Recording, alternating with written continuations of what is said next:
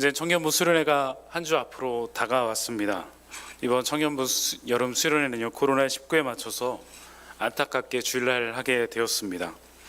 이번 청년부 수련회 이름을 청년부 여름 특별한 예배라고 정했습니다. PPT 한번 띄워주세요. 네, 포스터 보이시죠? 교회 곳곳에 붙어 있습니다. 청년부 특별한 예배 포스터가요. 이번 특별한 예배 주제가 하나님을 만나다입니다. 그래서 3주 동안 시간을 가지려고 합니다. 첫 번째 시간에는 나는 누구인가 해서 나를 만나는 시간을 가지려고 하고요. 두 번째 주에는 우리에게 가장 관심사인 사랑에 대해서 함께 나눠보고자 합니다. 그리고 마지막 3주 차에는 그 모든 것의 길과 진리가 되시는 하나님을 만나는 시간이 되려고 준비하고 있습니다. 그리고 이번 주부터 오늘부터 시작되는 이 말씀이 쭉 이어지는 스토리가 계속될 겁니다. 그래서 이 말씀들을 통해서 은혜를 누리는 시간들이 되길 간절히 소망합니다. 오늘 말씀을 잘 들으시면 다음 주 말씀을 듣는데 굉장히 큰 도움이 될 것이라고 생각합니다.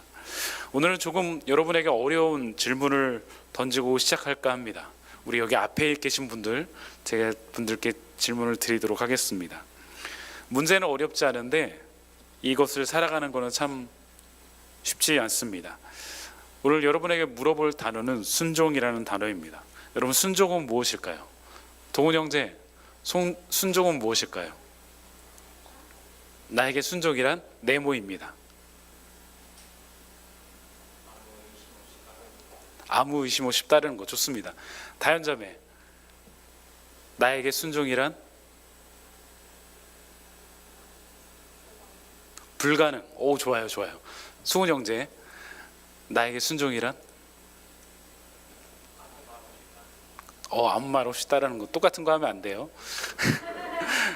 비슷한데 달랐어요. 좋아요. 유건 형제, 나에게 순종이란 그저 따르는 거. 좋아요. 자, 회장님 한번 물어보겠습니다. 나에게 순종이란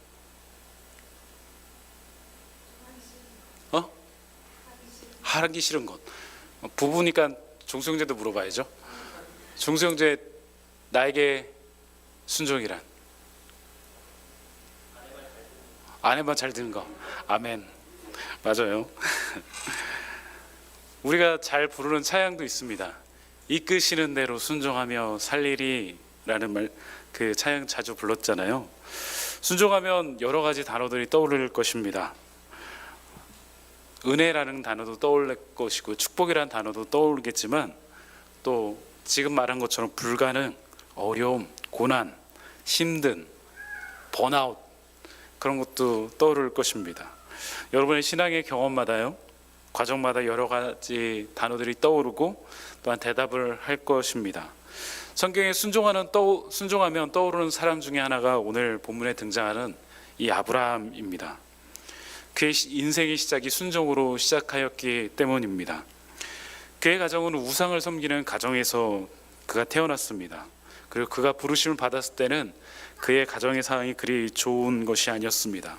아버지 데라가 죽었고요, 아내 사레 역시 아이를 가지지 못한 상태였습니다. 즉 데를 이을 사람이 아브라함 가정에는 없었다는 것입니다. 족장의 사이였기 때문에 한 사람 한 사람이 권력이고 나라이고 힘이었던 사회였습니다. 그런데 아브라함에게는 조카 롯 외에는 아무도 그의 가족이 없었습니다. 창세기 11장 29절에 등장하는 아브라함은 이렇게 시작합니다. 그의 가문과 가족 이야기로 시작합니다. 그런데 그 부르심의 시작이, 그의 나타남의 시작이 결코 좋지 않습니다. 부르심을 받을 때 이런 생각을 했을지도 모릅니다. 상황도 어려운데 다 털고 시작할까? 그런 상황일까요? 그렇지 않았을 것입니다. 데라에게는 세 아들이 있었습니다. 아브람, 나홀, 하란입니다. 하란은 롯을 낳고요, 우르에서 죽게 됩니다. 우리 구약의 파노라마, 여러분 작년 여름 수련회 때 했던 거 기억나시나요? 나 기억난다. 이달에 추천도 드리겠습니다. 나 기억난다. 여러분, 창조, 타락, 홍수, 민족들 4천년 우루 페르시아만 네 사람 데라 아브라함 사라 롯 티그리스 유프라테스 하란 데라의 죽음. 네, 이게 창세기 11장까지의 내용이잖아요. 아브라함 이제 사레가 죽고 사레와 결혼하고 나홀은 이제 하란의 딸인 밀가와 결혼을 합니다. 그리고 사레는 임신하지 못한 상태였습니다. 그리고 하란에서 데라가 이렇게 죽게 됩니다. 그래서 창세기 11장이 마무리신데 가게도 한번 보여주세요. PPT 한번 띄워주세요. 네, 데라에게 아들 셋 있었는데 아브라함, 라오, 하란이었고요.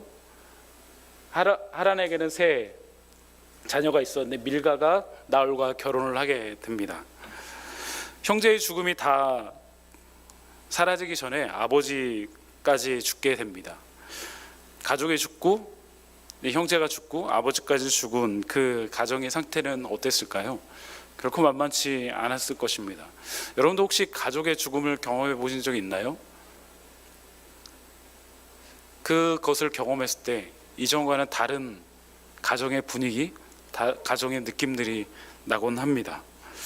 그때 아브라함이 부르심을 받게 됩니다. 창세기 12장 1절에서 3절입니다. 우리 한번 띄워주시겠어요? 같이 한번 읽어볼까요? 시작. 여호와께서 아브라함에게 이르시되 너는 너의 고향과 친척과 아버지의 집을 떠나 내가 내게 보여줄 땅으로 가라. 내가 너로 큰 민족을 이루고 내게 복을 주어 내 이름을 창대하게 하리니 너는 복이 될지라. 너를 축복하는 자에게는 내가 복을 내리고 너를 저주하는 자에게는 내가 저주하리니 땅의 모든 족속이 너를 말미암아 복을 얻을 것이니라 하신지라.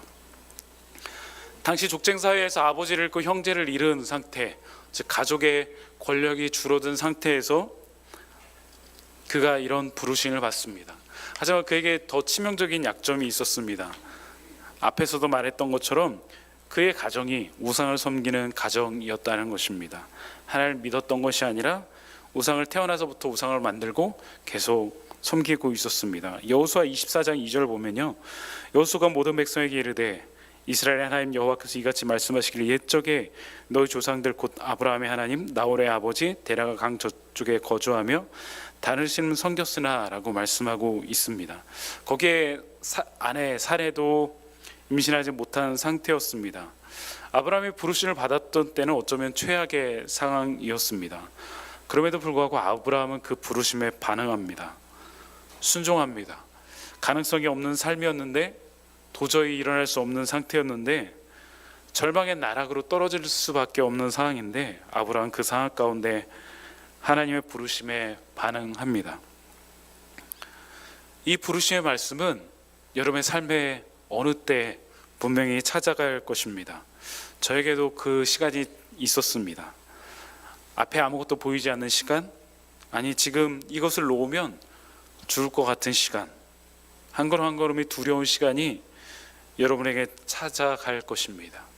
그때 이 말씀들이 여러분을 찾아가기를 소망합니다. 또한 이 말씀이 여러분의 인생을 사로잡기를 소망합니다. 아무것도 보이지 않았던 아브라함의 삶의 걸음은요, 이제 하나님께서 인도하시는 거룩하고 위대한 걸음, 순종의 걸음이 되었습니다.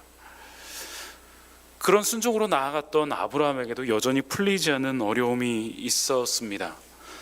순종하면서 하나하나 풀려갑니다.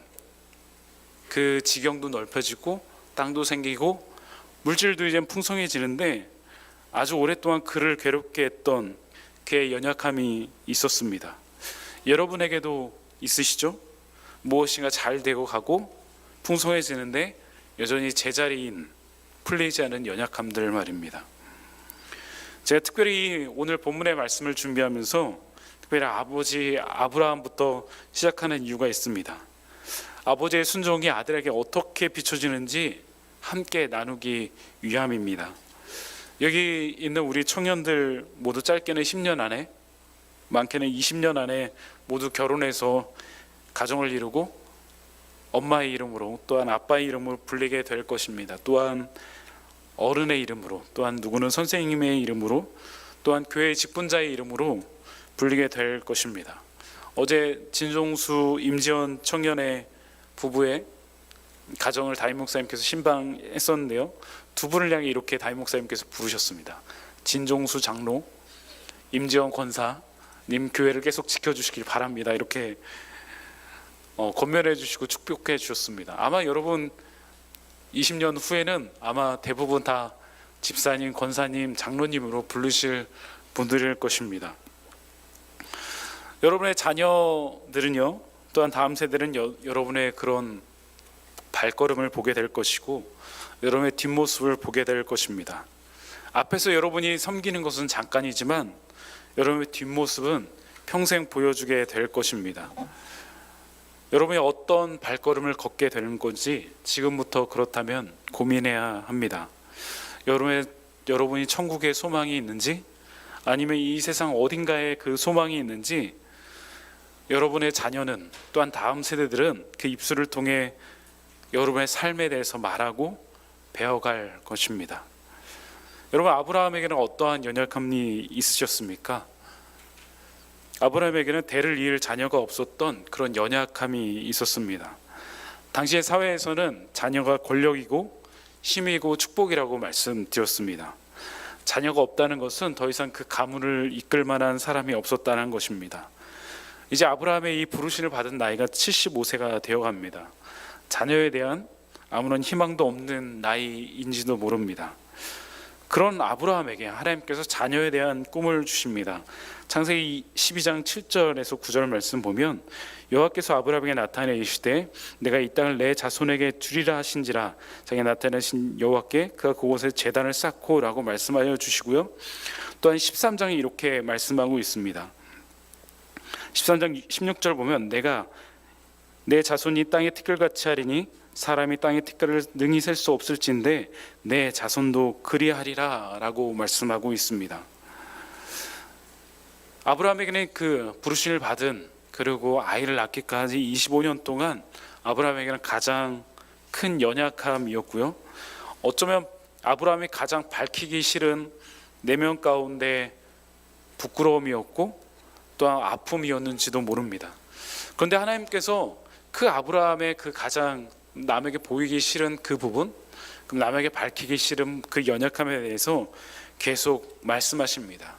또한 아브라함에게도 이젠 자녀에 대한 믿음이 조금씩 생겨나기 시작합니다. 창세기 15장 말씀 보면 그 아브라함을 대변하는 말씀이 나옵니다. 창세기 15장 1절 보면 이후에 여호와의 말씀이 환상 중에 아브라함에게 임하여 이르되 아브라함 두려워 말라 나는 내 방패요 너희 지극히 큰 상급이라. 하나님께서 아브라함에게 이렇게 나타나서 혹은 우리에게 그렇게 나타나서 이렇게 말씀을 들으면 와 하나님 그렇습니다 아멘 반응할 텐데 아브라함의 반응은 조금 다릅니다. 2절과 3절 말씀은 아브라함이 이르되 주 여호와여 무엇을 내게 주시려 하나이까 나는 자식이 없사오니 나의 삭족자는 이 다메섹 사람 엘리에셀이이다.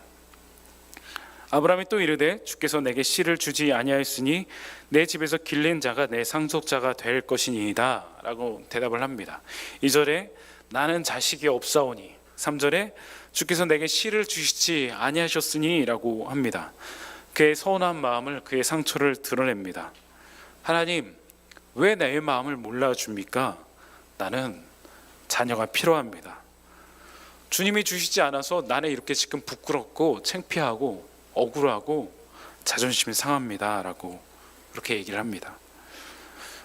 여기 결혼한 부부도 있고 아직 결혼하지 않은 친구들도 있습니다.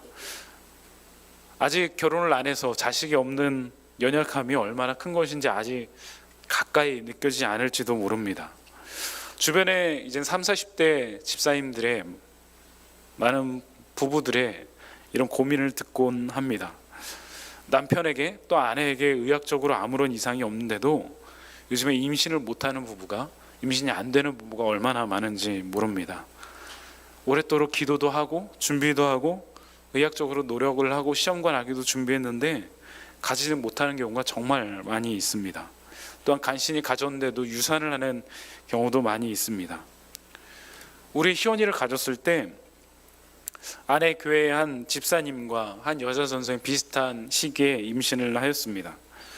출산날이 다가오는데 그 집사님이 먼저 출산을 앞두고 있었는데 일주일을 앞두고 갑자기 아이에게 문제가 생겨서 갑자기 숨을 안 쉬어서 유산을 하게 되었습니다.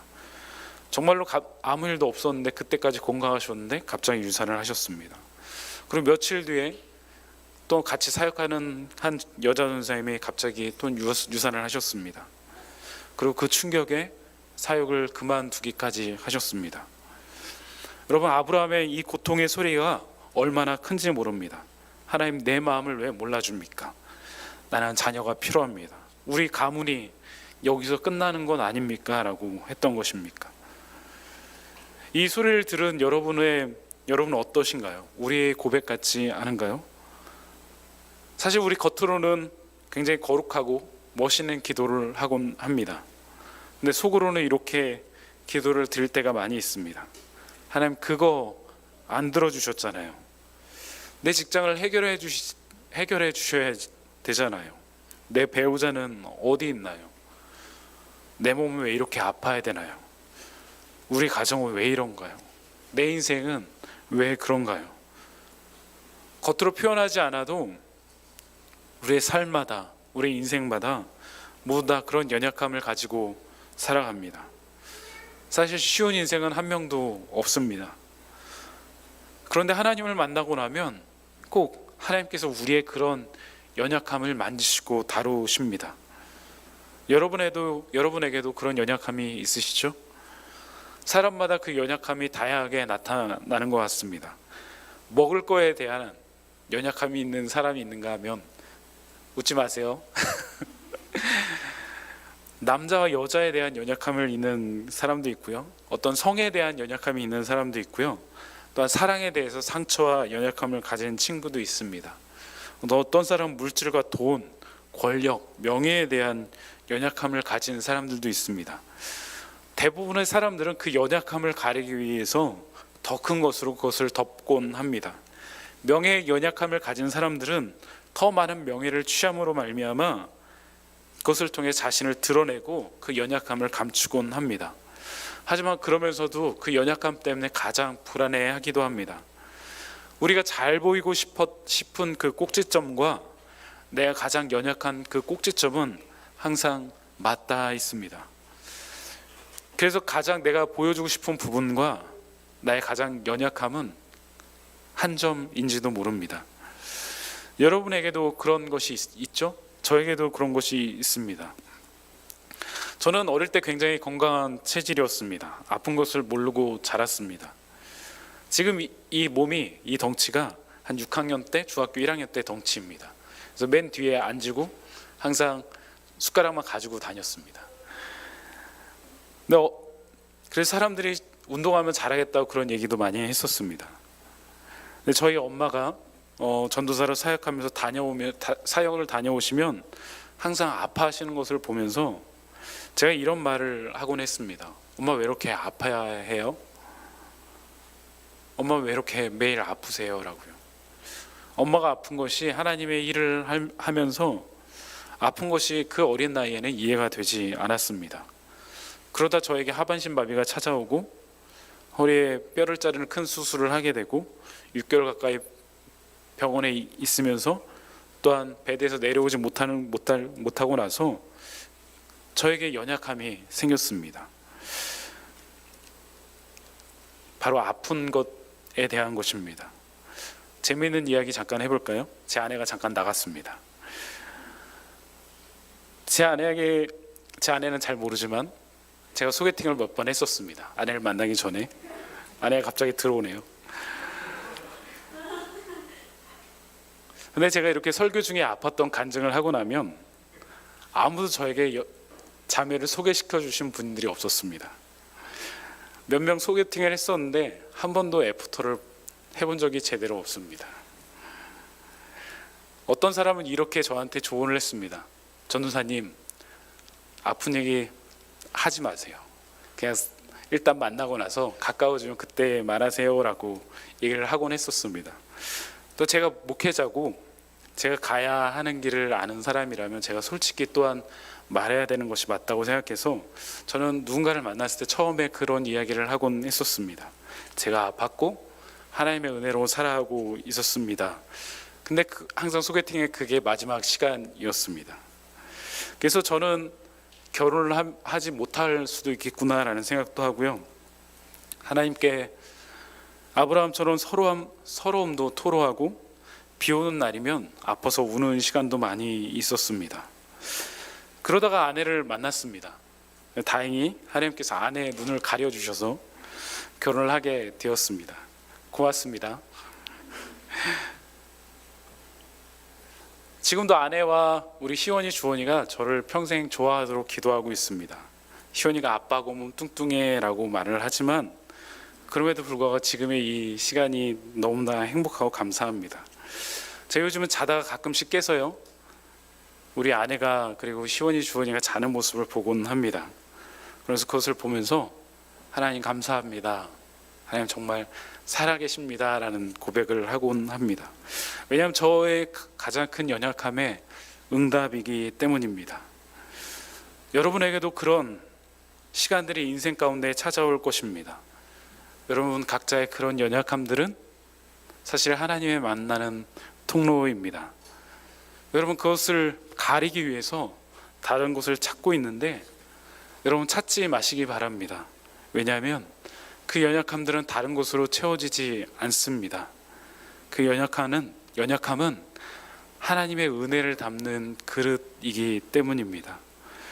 여러분의 연약함을 통해 하나님을 만나시는 여러분 되기를 간절히 소망합니다. 하나님께 그런 연약함을 토로하는 아브라함에게 하나님은 이렇게 말씀하십니다. 창세기 15장 4절 5절을 보면 아브라함의 여호와의 말씀이 그에게 임하여 이르시되 그 사람이 내 상속자가 아니라 내 몸에서 날 자가 내 상속자가 되리라 하시고 그를 이끌고 바다 밖으로 나가 이르시되 하늘을 우러러 무뼈를 셀 수 있나 보라. 또 그에게 이르시되 내 자손이 이와 같으리라. 그리고 아브라함이 99세에 되었을 때 여호와께서 그를 다시 찾아가셔서 창세기 17장 4절에 보라 내 언약이 너와 함께 있으니 너는 여러 민족의 아버지가 될 것이라 라고 말씀하십니다. 엄청난 말씀이죠. 아직까지 99세이고 자녀가 없는데 후손에 대해서 계속 하나님께서 말씀하십니다. 그리고 그 아내 사레에게도 새로운 이름을 주십니다. 하나님이 또 아브라함에게 이르시되 내 아내 사레는 이름을 사레라 하지 말고 사라라 하라. 내 그에게 복을 줘 그가 내게 아들을 낳아 주게 하며 내가 그에게 복을 줘 그를 여러 민족의 어머니가 되게 하리니 민족의 여러 왕이 그에게서 나리라. 아브라함이 엎드려 웃으며 마음속으로 이르되 100세 된 사람이 어찌 자식을 낳을까. 사라는 90세니 어찌 출산하리요 하고 아브라함이 이에 하나님께 아뢰되 이스마엘이나 하나님 앞에 살기를 원하나이다 라고요. 그 말을 들은 아브라함이 마음속으로 웃습니다. 어찌 그런 일이 있습니까? 라고요. 그런데 하나님은 그런 아브라함을 끊임없이 설득합니다. 아니야, 아브라함아 아니란다. 정말로 내 아내 90세가 된 내 아내에게 아들을 낳을 것인데 그 이름을 이삭이라 하라. 이삭의 뜻이 무엇이죠? 웃음입니다. 아브라함아 내 웃음이 진짜가 되게 해줄게 라고 말씀하십니다. 그리고 우리가 읽었던 본문 바로 21장에 정말 웃음이란 이름의 아들을 낳습니다. 우리 창세기 21장 1절부터 7절 한번 읽도록 하겠습니다. 자, 우리 같이 한번 읽어볼까요? 여호와께서 시작. 여호와께서 말씀하신 대로 사라를 돌보셨고 여호와께서 말씀하신 사라가 임신하고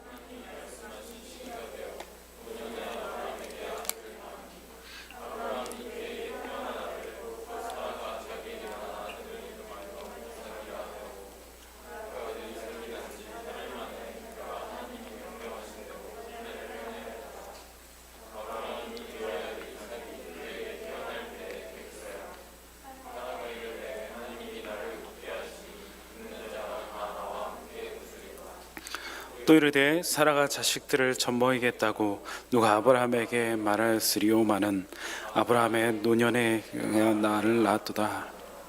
아멘. 하나님은 그들의 눈물의 웃음이요 기쁨의 눈물과 기쁨의 웃음이 되게 하셨습니다. 정말로 진짜 웃음이 되게 하셨습니다. 그렇게 낳은 아들이 바로 이삭입니다. 그리고 본문의 21장은 아브라함과 아비멜렉의 종들의 우물을 싸우게 되자 브엘셀바에서 언약을 세우는 것으로 끝마침을 맞게 됩니다. 거기서 아브라함은 하나님의 이름을 부릅니다. 이름을 불렀다는 것은 바로 예배를 드렸다는 것입니다.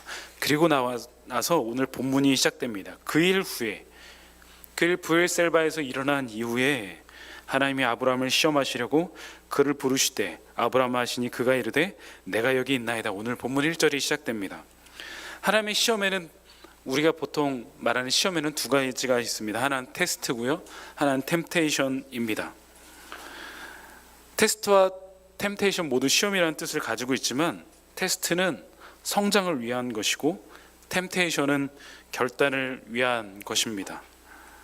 그럼 시험의 그런 목적은 무엇일까요? 테스트나 템테이션 모두 하나님을 경험하기 위해, 또 하나님을 만나기 위해 우리에게 주신 것입니다. 그를 불러 이렇게 말씀하십니다. 여호와께서 이르시되 내 아들 내 사랑하는 독자 이삭을 데리고 모리아 산으로 가서 내게 일려준 한 산 거기서 그를 번제로 드리라 라고요. 하나님은 아브라함에게 그의 아들 이삭을 번제로 드리라 하십니다. 성경에는요, 이 아브라함이 그 이후에 어떤 생각을 했는지, 어떤 마음인지 말하고 있지는 않습니다. 제가 오늘 이 설교를 하면서 예전에 한 2015년에 이 본문의 설교를 했었는데 그 설교문을 한번 읽어보았습니다. 근데 그때 느끼지 못했던 이 성경의 맥락들이, 절과 절의 사이에 그 마음들이 결혼하고 나니까 이제 느껴지기 시작하는 걸 느꼈습니다.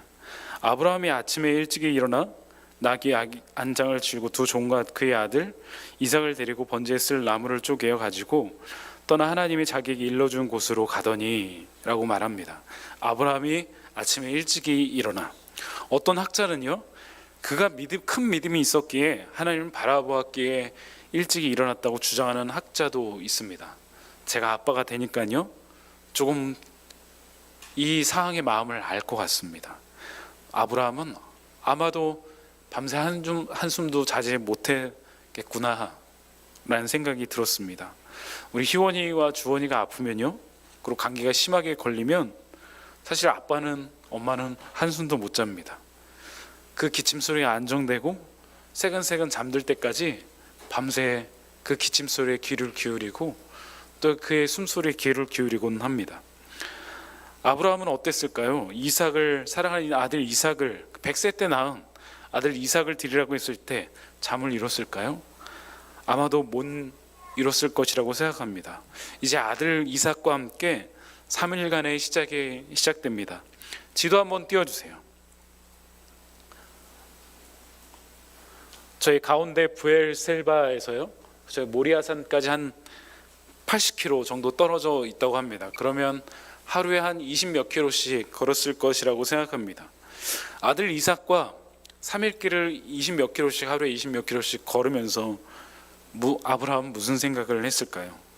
3일 동안 무슨 이야기를 했을까요? 저는 제 딸 희원이, 주원이와 종종 데이트를 하곤 합니다. 아직은 어려서 멀리 가진 못해도 편의점에 가서 맛있는 걸 사 먹든지 샌드위치 집에 가서 맛있는 걸 먹고 오든지 그렇게 합니다. 그리고 시원이한테 이렇게 매번 당부를 합니다. 시원이 커서도 아빠랑 이렇게 데이트해야 돼. 아빠랑 계속 놀아줘야 돼. 그러면 네, 아빠 꼭 그럴게요 라고 얘기를 합니다. 물론 그게 얼마나 갈지는 아직 모르겠지만 그래도 매번 당부를 합니다. 만약에 저에게 희원이, 주원이를 드리라고 한다면 저는 드릴 수 있을까요? 여러분이라면 드릴 수 있을까요? 여러분이 만약에 엄마 아빠가 된다면 여러분의 자녀를 드릴 수 있을까요? 혹은 지금 여러분 만나는 여자친구, 남자친구를 드릴 수 있을까요? 그렇죠. 드리고 새로운 사람 만나면 되니까 드릴 수도 있죠. 하지만 결코 이것이 쉬운 것이 아닙니다. 이 말씀은 제가 사역을 하면서 여러 번 전했던 말씀 중에 하나입니다. 근데 이제 결혼을 하고 아이를 낳고 아이를 키우면서 이 말씀을 보니까 난 드릴 수 있을까에 대해서 자신감이 없었습니다. 저는 사실 희원이, 주원이가 아픈 것이 너무나 어렵습니다. 희원이, 주원이가 아프면 제가 더 아프게 기도를 하곤 합니다.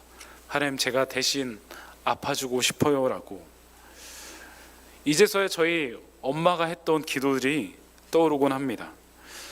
제가 6살이 됐을 때 장난꾸러기 옹주는 높은 데에 올라가는 걸 좋아했습니다. 하루는 강아지 풀을 뜯으러, 여러분 강아지 풀 아시나요?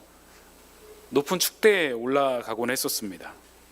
근데 강아지 풀을 뜯고 나서 3층 높이 정도의 축대였는데 강아지 풀을 뜯고 나서 그 뒤에 생각이 안 납니다. 신기하게도 그 축대에서 떨어져서 눈을 떠보니까 우리 집에서 저는 피를 흘리고 있었고 강아지가 우는 소리가 있었고 또 저희 집으로 떨어져서 다행히 엄마가 저를 업고 당시 흑석동에 있던 성모병원에 달려갔습니다. 그때 머리를 크게 다쳐서요. 계속 기절하고 잠깐 장면만 생각나는데 그 장면이 아직도 생생하게 들려옵니다. 엄마가 저를 업고 뛰어가시는 모습, 그리고 하나님 우리 옹주 살려주세요라고 했던 그 우시면서 기도하셨던 소리들, 그리고 병원에서 제가 너무나 아파서 6살 난 아이가 살려달라는 소리들, 그리고 담당 의사 선생님께서 머리를 너무 많이 다쳤기 때문에 마음의 준비를 하시라고 저희 엄마한테 말해 주셨다고 합니다. 그때 저희 엄마는 이렇게 기도하셨다고 합니다. 하나님 옹주를 살려주세요. 그러면 이 옹주 하나님께 드리겠습니다. 그리고 차라리 저를 데려가 주세요라고요. 그때 들었던 기도가 제 인생에 가장 기억나는 기도 중에 하나입니다. 어느새 제가 어머니 나이가 돼서 희원이 주원이를 위해서 또한 제 아내를 향해서 또한 우리 청년들을 향해서 그렇게 기도하고 있습니다. 아브라함 어땠을까요? 3일 동안 잠을 잤을까요? 아마도 밤새 눈물로 지샜는지도 모릅니다. 이제 아브라함이 모리아산에 도착합니다. 그리고 종들에게 말합니다. 너희는 나귀와 함께 여기 있으라. 내가 아이와 함께 저희 가서 예배하고 돌아오리라 라고요. 이제 아브라함이 번제나무를 가져다가요, 그의 아들 이삭에게 지우고 불과 칼을 들고 이젠 모리아산 꼭대기로 올라갑니다. 정말 디데이가 왔습니다. 아들을 드려야 되는 순간이 왔습니다. 그때 아들 이삭이 이렇게 얘기합니다. 아버지요, 불과 나무는 내게 여기 있는데 번제할 어린 양은 어디 있습니까? 라고요. 이거를 왜 물어봤을까요? 그동안 아브라함이 예배드린 삶을 계속 드려왔기 때문입니다. 예배에 필요한 것이 무엇인지, 예배를 어떻게 드려야 되는지 이삭은 잘 알고 있었기 때문입니다. 이 번제는요, 레위기 1장에 보면 자세히 나와 있는데 완전히 태우는 것을 의미합니다. 완전히 태우는 것. 이제 그거 아브라함이 이삭에게 이렇게 말합니다. 내 아들아, 번제할 어린 양은 하나님이 자기를 위해 친히 준비하시리라 라고요. 이 상황 가운데 아브라함이 하나님을 향한 마음이 어땠는지 잘 보여줍니다. 3일길을 울었는지도 모르고요, 얼마나 많은 부르짖음과 간구, 또 아들에게 들키지 않으려고 3일길을 어떻게 걸었을까요?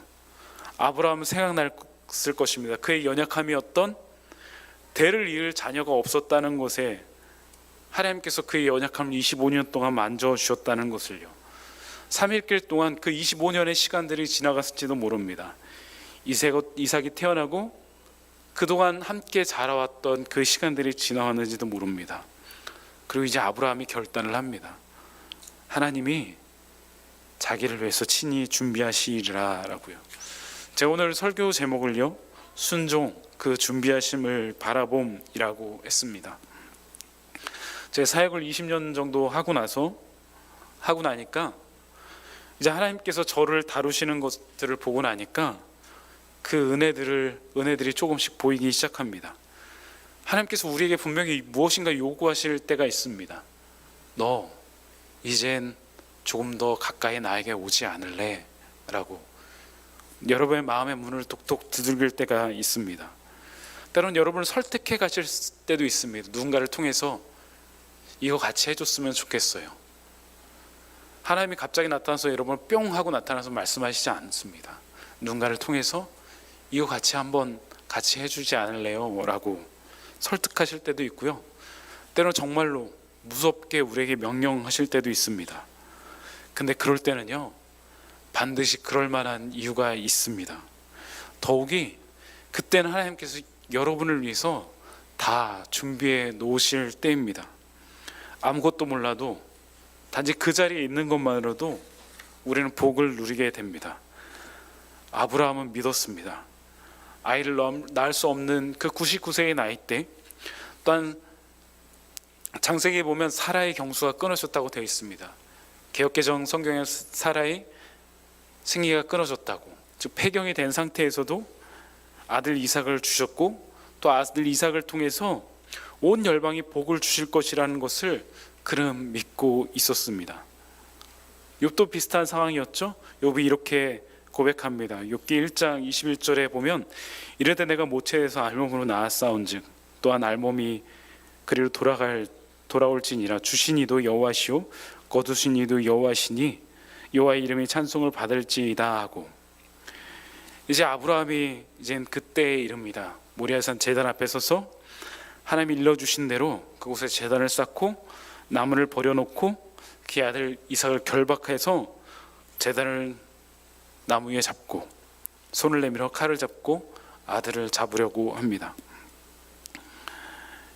이때 어떤 마음일까요? 제가 이 사진에 대해서 예전부터 여러 가지 사진을 찾아봤는데요, 이 사진이 제일 어울리는 것 같습니다. 한번 보여주세요. 사진.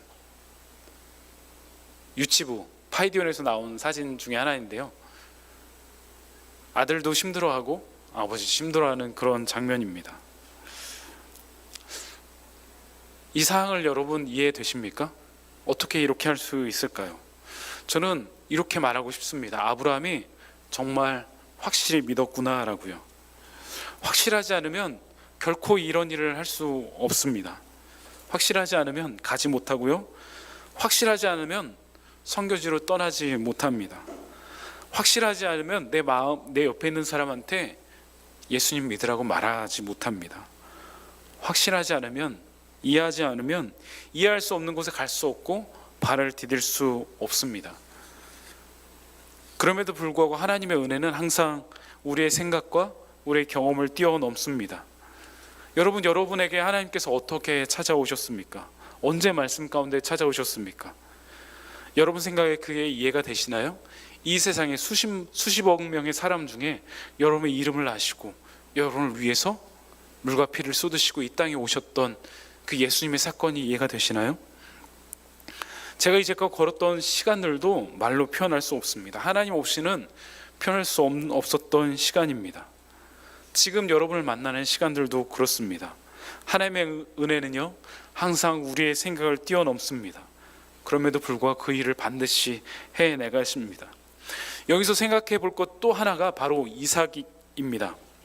묶여있던 이삭은 어떤가요? 그가 반항했나요? 그렇지 않습니다. 그의 아버지가 걸었던 그대로 이삭도 그대로 걷습니다.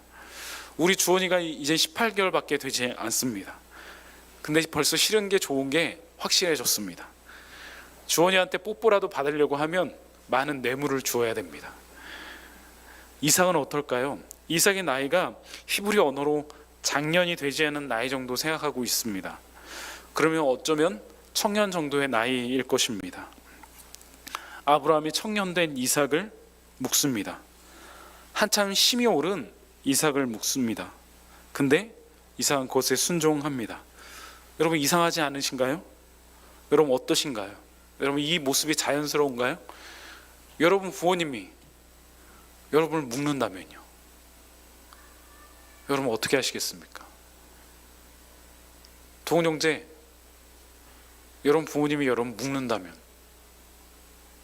어떻게 하실래요? 바닥에 불을 지피고 칼을 들고 계신다면 소리치고 도망가지 않겠어요? 근데 이상하게도 도망가지 않습니다.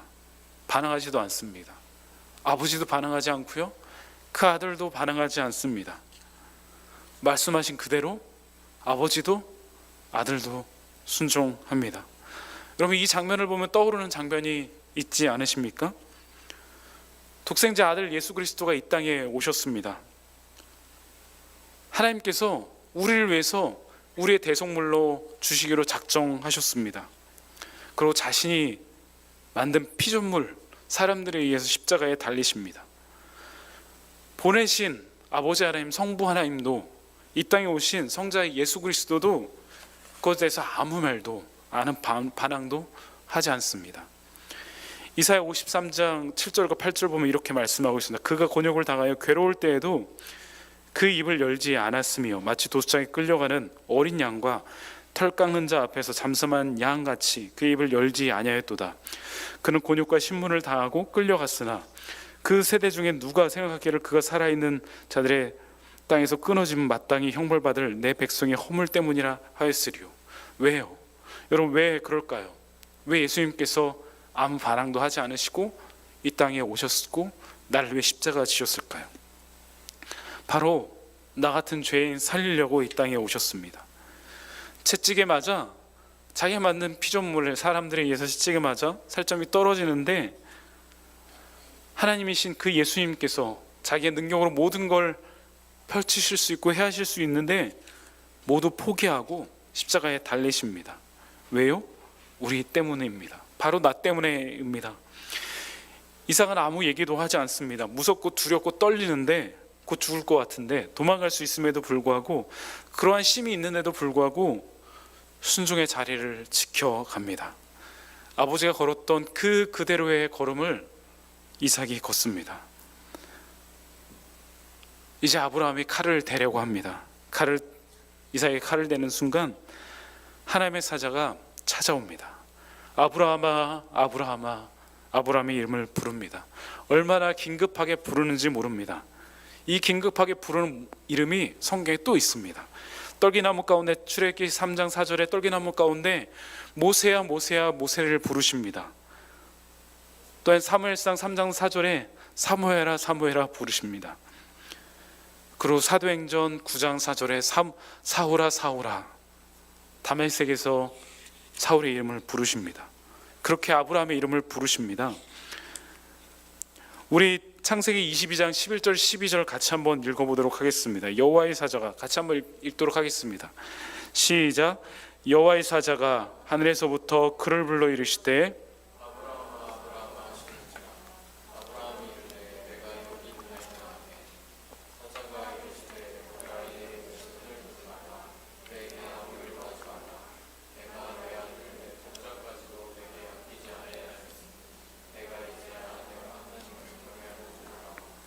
아멘. 여기서 하나님을 경외한다는 뜻은 히브리어로 예레 엘로힘입니다. 우리 찬양팀 이름 공부하고 있는데요, 그죠? 지역하면 하나님을 두려워하다, 하나님을 경외하다는 뜻입니다. 어제 담임 목사님께서 귀한 회장님 부부 가정에 오셔서 말씀을 주셨습니다. 시편 128편 1절 중성적 뭐였죠? 기억나세요? 여호와를 경외하며 그의 길을 걷는 자마다 복이 있도다. 이게 예레 엘로힘입니다. 여호수아도 인생의 마지막에 이런 얘기를 했습니다. 그러므로 이제는 여호와를 경외하며 온전한 진실함으로 그를 섬기라. 너희의 조상들이 강 저쪽과 애굽에서 섬기던 신들을 치워버리고 여호와만 섬기라. 만일 여호와를 섬기는 것이 너희에게 좋지 않게 보이거든 너희 조상들이 강 저쪽에서 섬기던 신들이든지 또한 너희가 거주하는 땅에 있는 아모리 족속의 신들이든지 너희가 섬길 자를 택하라. 오직 나와 내 집은 여호와를 섬기노라 하고, 한 학자는, 구약의 학자인데요, 빅터 해밀턴이라는 학자는 이렇게 순종에 대해서 말하고 있습니다. PPT 한번 띄워주세요. 같이 한번 읽어볼까요? 시작. 하나님이 요구하실 때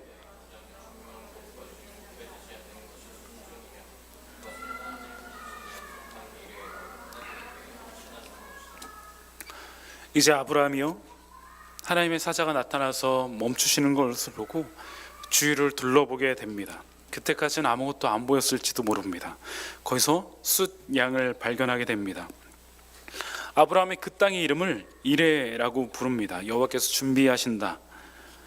하나님이 여호와를 두려워하여 경외하여 예레 엘로힘이라고 불렀는데요, 그 땅의 이름을 이레, 여호와 이레라고 불렀습니다.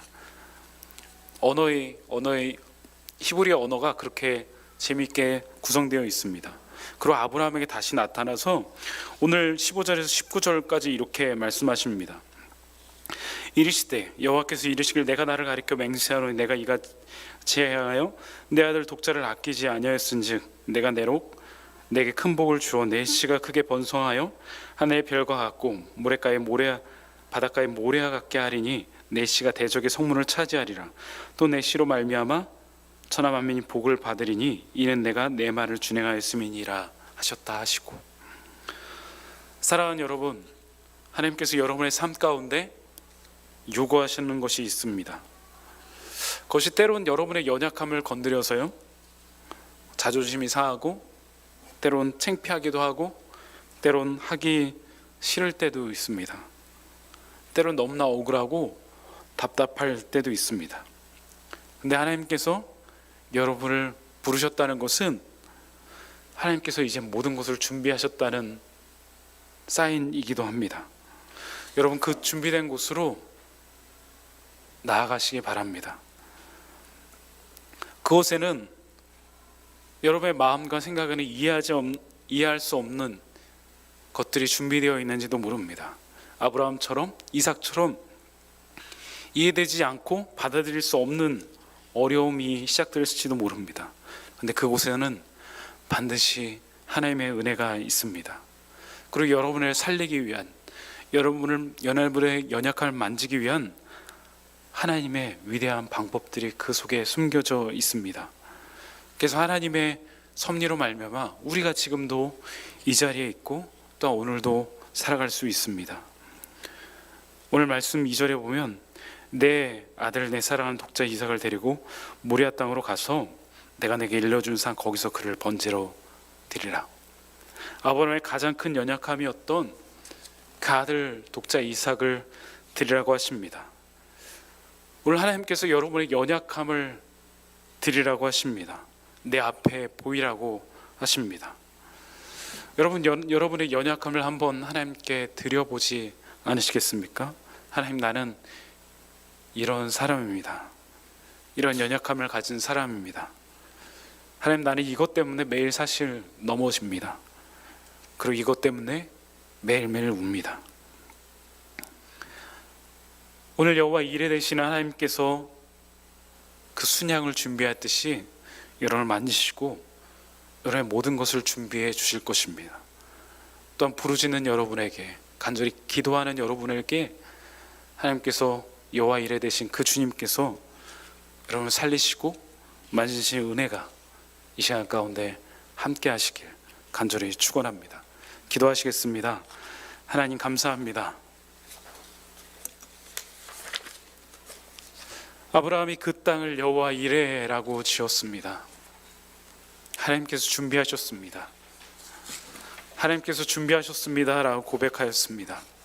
하나님, 우리의 연약함을 만지시길 원하시는 하나님, 우리의 이 상한 마음을 만지시길 원하시는 하나님, 이 억울하고 답답한 마음을 만지시길 원하시는 하나님, 그런 우리가 여기 있습니다. 이 시간 가운데 우리 청년들의 마음을 만져주시고 회복시켜 주시고, 하나님, 일으켜서 여호와 이레 되시는 그 하나님을 경험할 수 있는 우리 모든 청년들 될 수 있도록 하나님 인도하여 주시옵소서. 내가 나를 믿었으니 내가 내게 복을 주리라 말씀하신 그 축복의 은혜들이 우리 청년들에게 임하며 그 축복을 누릴 수 있는 우리 청년들 될 수 있도록 주님 역사하여 주시옵소서. 감사드리며 살아계신 예수님의 이름으로 기도드립니다. 아멘.